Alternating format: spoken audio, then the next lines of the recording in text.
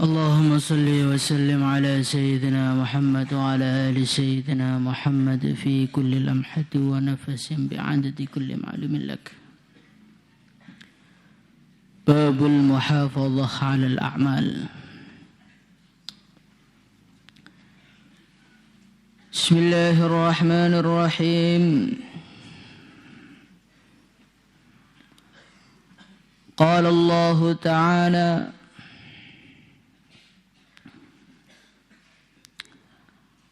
Alam yakni. Ini bab nomor 15 Riyadhus Shalihin. Bismillahirrahmanirrahim. Babul muhafadhati 'alal a'mal. Bab menjaga terus-terusan atas amal-amal. Qala Allah Ta'ala: Alam yakni, apakah belum waktunya? Alam yakni, apakah belum tiba waktunya? Lilladzina, bagi orang-orang amanu yang beriman. Ang takhsha, untuk khusyuk qulubuhum, hati-hati mereka. Li dzikrillahi, kepada mengingat Allah Subhanahu wa ta'ala. Wama, dan mematuhi apa nazala, yang telah turun minal haqqi, berupa kebenaran. Wala yakunu, dan janganlah mereka berlaku kalladzina, seperti orang-orang yang utu, mereka diberi alkitab, kitab, min qablu, sebelum itu. Fatala, kemudian jadi panjang, alaihim, atas mereka, al-amadu, masa yang telah dilalui. Faqasat, maka menjadi keras, qulubuhum, hati-hati mereka. Babul muhafadhati 'alal a'mal. Di sini bab ini menceritakan pentingnya terus-terusan menjaga amal. Jadi kita ini oleh Allah Subhanahu wa ta'ala diperintahkan untuk taat kepada Allah ini bukan seumur hidup satu kali. Kita ini bukan diperintahkan oleh Allah Subhanahu wa ta'ala puasa seumur hidup cuman 1 hari, tidak. Kita ini tidak diperintahkan oleh Allah Subhanahu wa ta'ala untuk membaca Al-Quran 1 ayat seumur hidup cuman 1 kali, tidak. Tetapi kita diperintahkan oleh Allah Subhanahu wa ta'ala untuk mengisi hidup kita 24 jam dari bangun tidur sampai tidur lagi, diisi dalam ketaatan kepada Allah. Jadi kita ini mengamalkan agama itu terus sampai nyawa berpisah dengan jasad kita.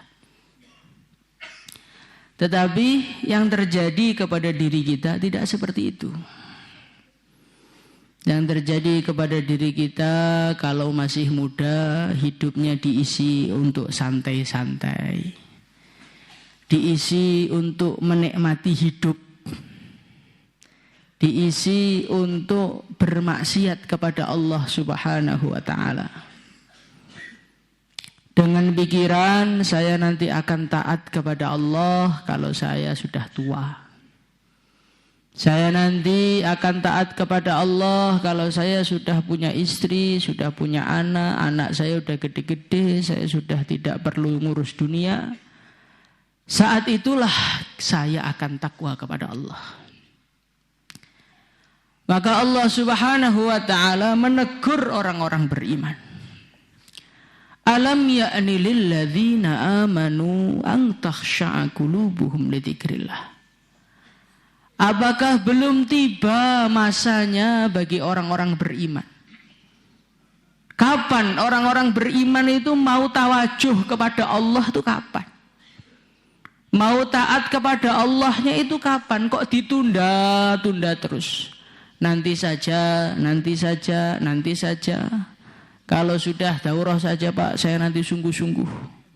Nanti pas daurah belum sungguh-sungguh, nantilah saya kalau tahasus pokoknya sungguh-sungguh nanti. Nantilah Pak, insya Allah kalau sudah menikah saya akan sungguh-sungguh. Terus sampai belum sempat sungguh-sungguh, sudah sungguh-sungguh mati. Maka Allah menegur kita, alam ya'ni lilladzina amanu. Apakah belum datang masanya kepada orang-orang beriman untuk tawajuh zikir, tawajuh taat kepada Allahnya, apa belum waktunya? Ini ayat ini untuk siapa? Untuk semua orang iman. Yang muda juga kena, yang setengah baya, separuh baya juga kena, yang tua juga kena. Oh ini untuk yang tua-tua terlambat tuh Pak. Kalau yang muda-muda itu masih boleh santai. Enggak ada. Enggak ada dalam Quran, enggak ada dalam hadis kalau muda boleh nakal tuh enggak ada. Datangkan kepada saya hadis Rasulullah SAW yang menceritakan untuk anak muda, bebaskan, keluarkan segala ekspresimu. Nanti kalau sudah menikah baru sungguh-sungguh. Ada enggak? Enggak ada. Orang itu kalau sudah mulai balik berarti sudah tanggung jawab taat mulai hari itu juga, mulai detik itu juga sampai kematian menjemput kita. Maka kita ini jangan menunda-nunda taat kepada Allah, cepat-cepat taat kepada Allah. Insyaallah hadirin mulya. Setelah kita punya keinginan untuk taat, ternyata taat itu tidak mudah. Ternyata meninggalkan maksiat itu tidak mudah. Maka sebelum kita memulai ketaatan kepada Allah, kita harus tahu caranya taat biar mudah itu bagaimana. Caranya meninggalkan maksiat biar mudah itu bagaimana. Al-Imam Ibnu Athaillah As-Sakandari rahimahullahu ta'ala, beliau mengatakan di dalam kitab Hikam, aslu kulli ma'siyatin wa ghaflatin wa syahwatin ar-ridha 'anil nafs wa aslu kulli ta'atin 'adamur ridha 'anil nafs. Orang itu kenapa taat itu susah, meninggalkan maksiat itu susah, bahkan arahnya menikmati kemaksiatan. Sebabnya apa? Beliau mengatakan aslu kulli maksiatin ar-ridha 'anil nafs. Penyebab utama seorang manusia ini susah taat kepada Allah, mudah maksiat kepada Allah. Apa itu penyebabnya? Ar-ridha 'anin nafs, merasa puas dengan dirinya sendiri. Jadi orang itu akan rusak dan susah taat kepada Allah ketika dia sudah mulai bangga dengan dirinya. Saya sudah meraih prestasi ini. Saya sudah lancar kubronya. Saya sudah ini, sudah alim, sudah ustadz, sudah tahasus.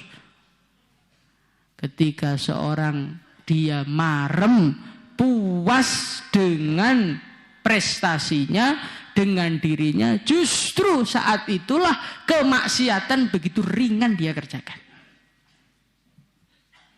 Nah, kok bisa begitu? Iya. Karena orang itu kalau sudah merasa puas dengan dirinya, dia akan merasa ringan berbuat kemaksiatan. Alah, maksiat saya ini belum seberapa dibandingkan dengan ketaatan-ketaatan saya kepada Allah. Ketika seorang santri, contoh, dia telah puas, Qur'annya lancar, kubro tanpa salah. Contohnya, Maka ketika dia puas, dia telah kubro tanpa salah, maka biasanya mulai hari itulah Qur'annya dimuseumkan. Jadi tidak membaca Quran sudah merupakan sesuatu yang tidak beban lagi bagi dia. Nggak apa-apa kok, udah kubro kok, nggak apa-apa kok. Nah, jadi orang tuh kalau sudah puas dengan dirinya, meninggalkan amal tuh biasa. Kok main HP Pak? Oh nggak apa-apa, saya kan sudah ustadz. Khidmat saya kepada guru-guru saya, khidmat saya kepada agama ini sudah banyak. Jadi dibandingkan dengan dosa main HP, saya kecil itu. Nah justru orang tuh kalau puas, malah disitulah titik kehancurannya. Orang tuh kalau puas, wa ainur ridha an kulli aibin kalilah. Orang itu kalau sudah puas dengan dirinya, dia bukan hanya menganggap ringan sebuah kemaksiatan malah dia bela di dalam dirinya, sehingga seakan-akan maksiat itu bukanlah satu kemaksiatan. Ketika orang sudah puas dengan ilmunya, dia melakukan kesalahan, maka dia akan mengatakan kepada dirinya, enggak apa-apa, ini kan karena lupa. Orang lupa itu enggak dosa insya Allah kok.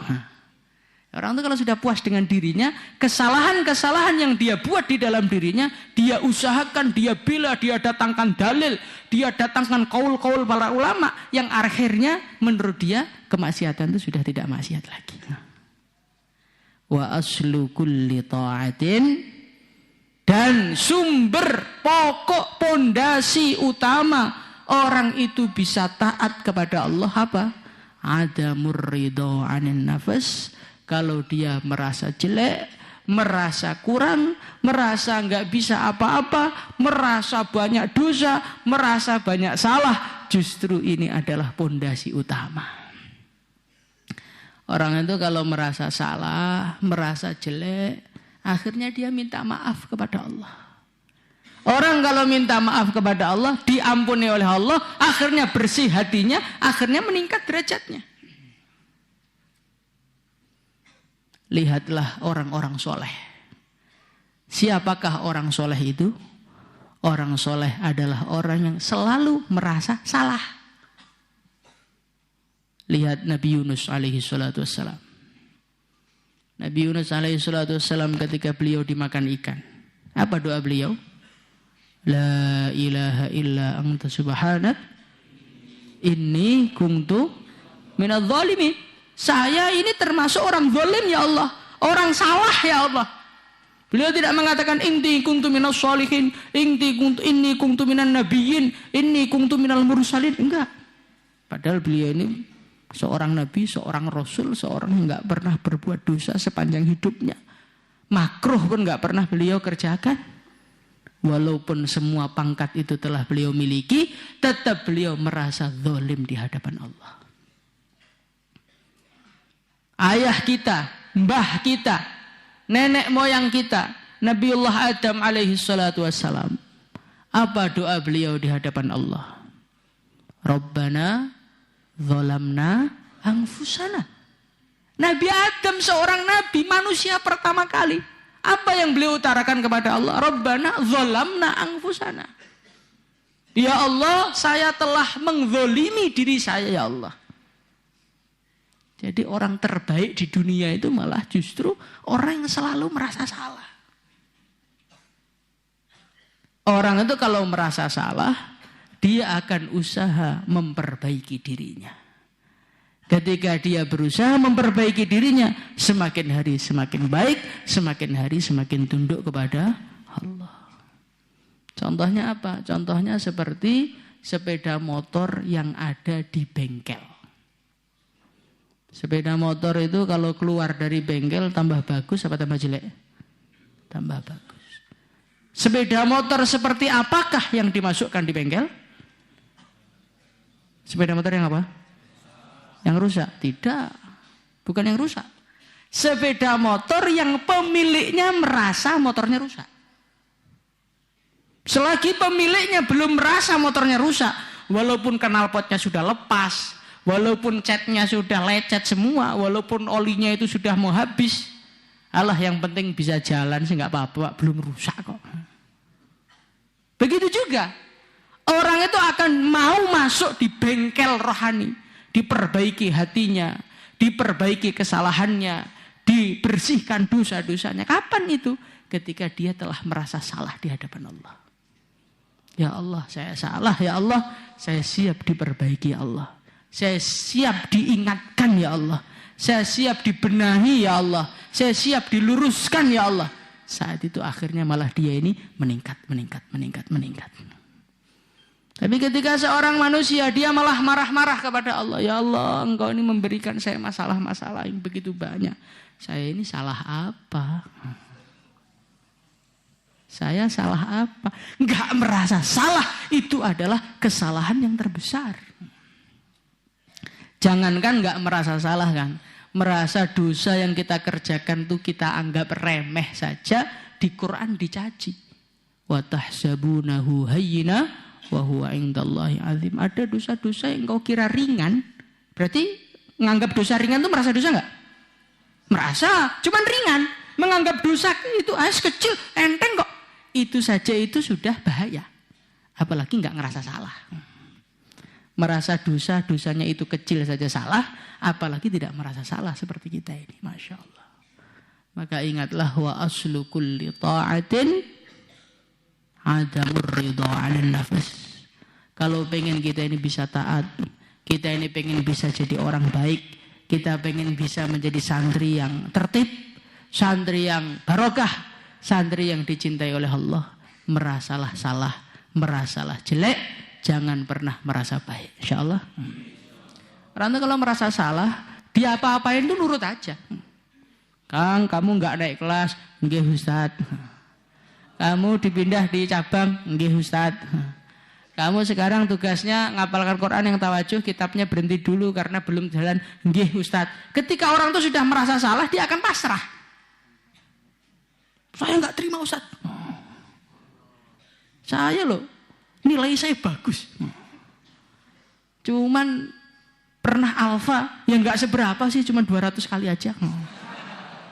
Harus dinaikkan saya ini. Malu saya kalau enggak dinaikkan. Kata Kiai Fatah hafizahullah ta'ala, beliau mengatakan orang itu ngamuan, gampang tersinggung, itu karena terlalu menghargai dirinya.